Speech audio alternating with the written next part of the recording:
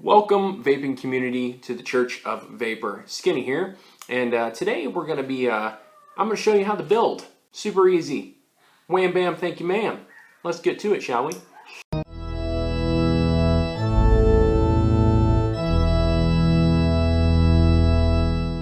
Okay, let's do this.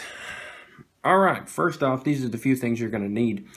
We've got an ohm reader, because I don't trust ohm readers on devices like the Sigelli and all these other devices that have got ohm readers on them. It's great and fine and dandy, but they sometimes will misread it, so it's really good to have an ohm reader. They're like 10 or 20 bucks, and it's just a good thing to have, because then you know what your build is at safely. I've got a pair of fingernail clippers. You can use any kind of wire cutters, anything like that, to cut the wire. I've got some tweezers, a 3mm screwdriver, because that's what I'm going to be building on, an Allen key to the atomizer. You're going to need the atomizer itself. I'm building on the Sapor RDA atomizer today, and then some scissors to cut your cotton with. I've also got my cotton, and then you're going to need some wire. Today I'm using 24 gauge Kanthal A1 wire, grade A1, and I like 24 gauge wire. I've used 26 and some other ones, and they just, I don't know, 24 is just really good. It seems to be really durable. It seems to hold up really well, and it doesn't seem to break when you put it in the screw holes that are inside the RDA. So let's get started. Okay, first things first is I like to screw my atomizer onto my ohm reader to give me a base or something to work off of. You can use your mod, just make sure you don't hit that fire button when you're building on it, otherwise you're going to get lit up like a firework. Now I went on ahead and cut 2 pieces of Kanthal about to the length that I need. They're probably actually a little bit longer than what I need, but the more you build, the better you'll get by judging how much distance you did. I just put a little bit longer than I normally do just for the purpose of this video. So what we're going to do is we're going to take our piece of wire, we're going to set it up to that lip that's right there on that screwdriver. I don't know if you can see that, how there's that little bit of lip right there. We're going to set that up and we're going to start wrapping. Now you want to try to get these wraps as close together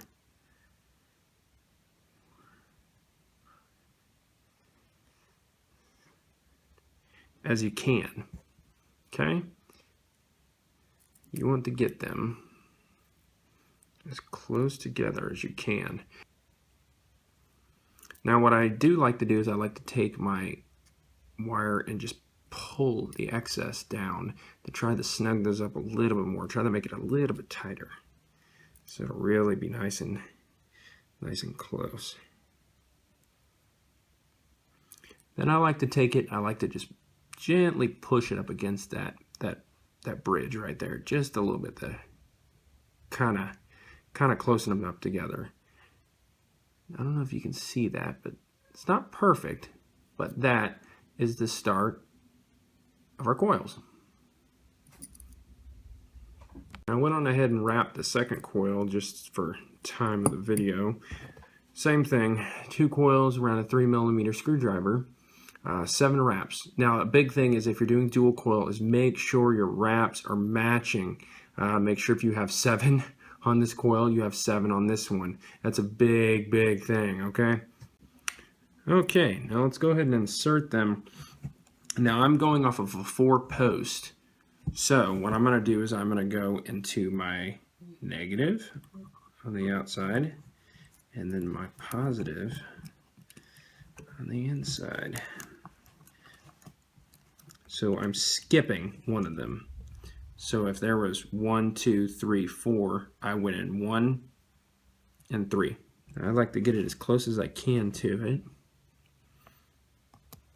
I go ahead and tighten down my outer lead first. Get her nice and snugged up. And that's why I like this 24 gauge wire, because it really tends to, you can really get in there. This 24 gauge wire really seems to take the screws, not breaking it, not breaking that wire. It seems to be pretty tough, which is why I kind of prefer 24.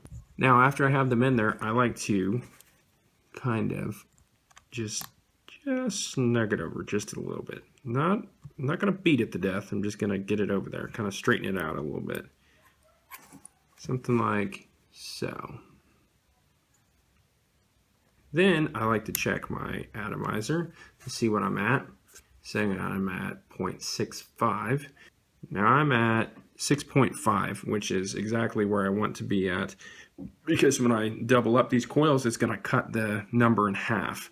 Anytime you double up something, it doesn't double the number, it cuts it in half. So being at a 0.65, when I put the other one on here, I'll be around a 0.3, 0.35, 0.32, something around there.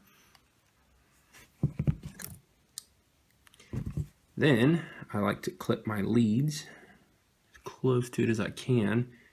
Be careful of your eyes when you do this, because you don't want wire shooting at your face. Go ahead and insert your second coil.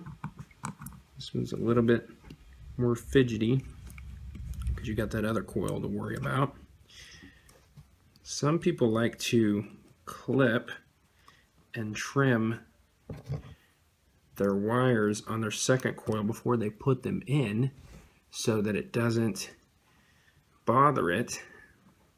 I do it both ways. Sometimes I'll trim it before I put it in so I don't have excess hanging over and then have to clip and have to deal with that. And sometimes I'll just put it through and I'll clip it really close.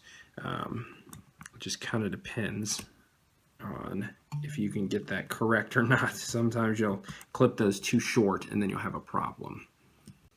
Now an easy way to get this extra lead off is just wiggle and fidget with it. Don't rip the crap out of it, but just kind of fidget with it because it is wire and you're just bending it and it eventually will break. The biggest thing you want to make sure is that your coil on the other side is not moving. There you go. Then I like to check my resistance one more time. 0.34. So bam, there you go. Now as you can see, you want to try to keep them around the same distance apart, around the same height. And you want to make sure that none of this coil is touching the deck or any of the posts. The only thing you want touching the posts are the leads that are going off. And you really want to make sure, like lefty here is going under into the positive bleed right here. And I made sure I did the same thing on the other side. Is this one is doing the exact same thing. The outer ones are going over, the inside ones are going under. You can do it the opposite way, but whatever you do, you need to make sure you're matching it. I prefer to do it this way because it's easier to wick. The wick will drop down instead of having to go over that pole. It'll just drop underneath it. All right, next thing you want to do is screw it onto your mod. And then you want to ever so gently, on a pretty low wattage, you want to just pulse it. Just baby it. You're just babying them. Just giving them a little bit of a glow. And don't worry about those red spots, the hot spots, because we'll get to those in a minute. You're just teaching the wire a little bit. See how they're starting to glow from the inside out? That's what you want. Just glow from the inside out. Just pull some a little more. Now you don't have to fidget with these as much as you want. I like to take my time because you build a good set of coils that'll last you a month.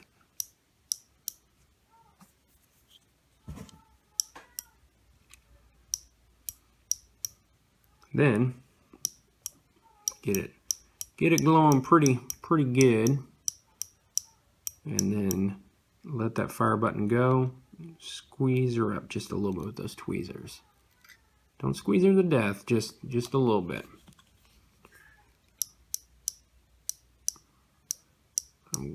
Glow again. And squeeze her up a little bit.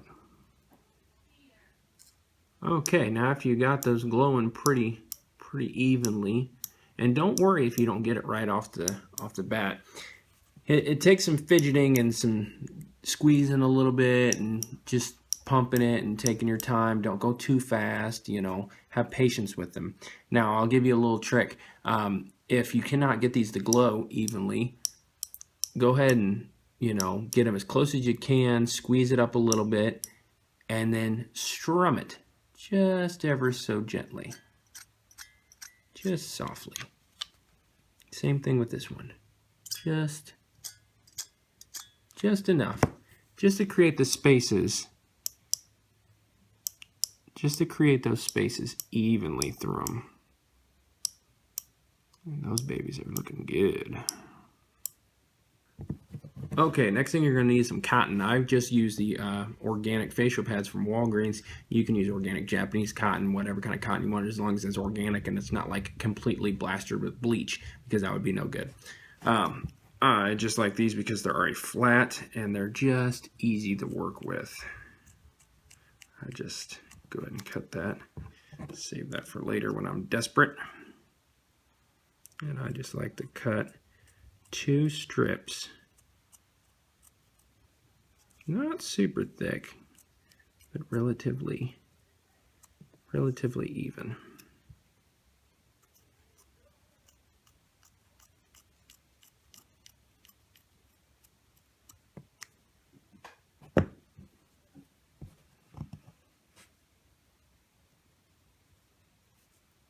Bam, 2 strips, relatively even, easy peasy. Now what I like to do one more time before I put this bad boy with some cotton, so I like to check my atomizer one more time, 0.34, that'll work for me. Make sure it's good, kind of tapping it a little bit, we're all good, yep. Inspect it one more time, make sure nothing's touching the deck, we're all good, bam bam.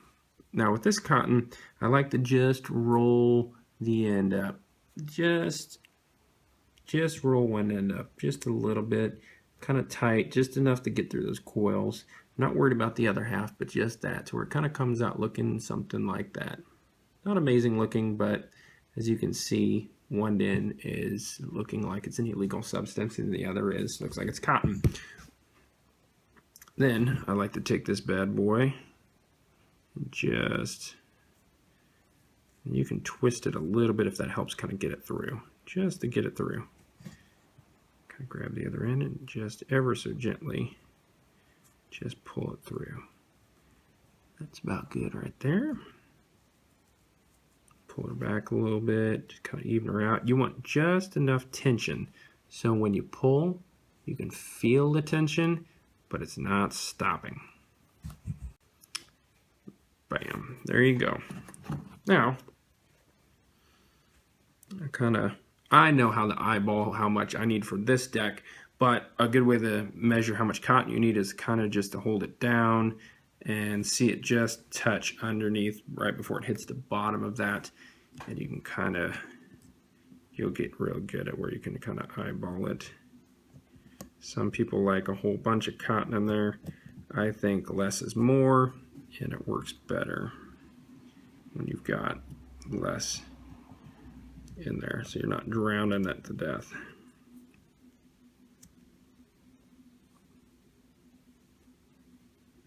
Kind of make them as even as you can. It's okay, close counts. And that's about what you got coming out looking like. Kind of like some mustaches. Then I like to take the tiniest screwdriver that came with my screwdriver set from Walmart. It was like a couple bucks for these, you know, on the go screwdriver sets. And I like to just gently kind of stuff it down in there. Piece by piece, just kind of, I don't want to cram her down in there, I just want to get it down in there. I want it to stay fluffy.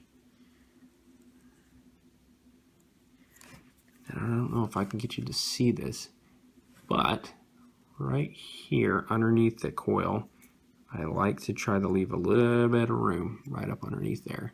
So I kind of push the cotton out just a little bit, just so it goes down and sits right there, just enough to touch the deck. So it's got air hole underneath and air hole all on top. And that's what you got right there. Check my ohms one more time. 0.34. And that's what she should kind of come out looking like. This is just a dual coil 0.3 ohm. Easy peasy, super easy build. I know a lot of people are thinking this is super easy to do, but this is my go-to easy build. This is a really good one for beginners if you're trying to learn to build something. Super easy. You don't need a whole crap ton of cotton. You don't need to put a crap ton of cotton in there just to think that you're going to get more vapor, more flavor. That's not true at all. It needs oxygen. It needs air to breathe. It needs to be able to push the oxygen through to be able to you know, have the flavor enhanced, okay? All right, last step is you grab your juice. What do we got here? We got Aqua Element Slime Time. It's freaking awesome. If you haven't checked out Aqua Element, I talk about them a lot on my channel because they really do have phenomenal juice. I mean, it's top notch. You're just gonna paint her on there. Don't gotta go buck wild, but just paint her on there. I know a lot of guys just splatter it all on there. I kind of baby it. I always baby the coils at the beginning. I always baby them like it's the last coil I'm ever gonna have, and it always tends to turn out better. Having patience and taking time always means it's gonna turn out better. I just like to lather her up. But yeah, if you haven't checked out Aqua Element e-liquid, go check them out at aquaelementeliquid.com. They've got awesome juice. It is honestly one of the juices I've gone exclusively to. They've got great juice. 30 mils for 14 bucks. It's killer. And this one, Slime Time, that I've got is this like key lime cooler one, and it is just awesome. Screw her on your tank there and see how she's firing.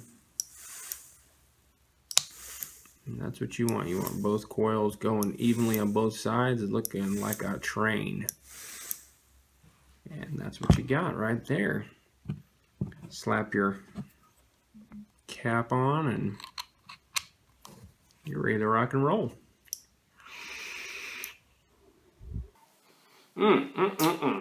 Well, there you have it.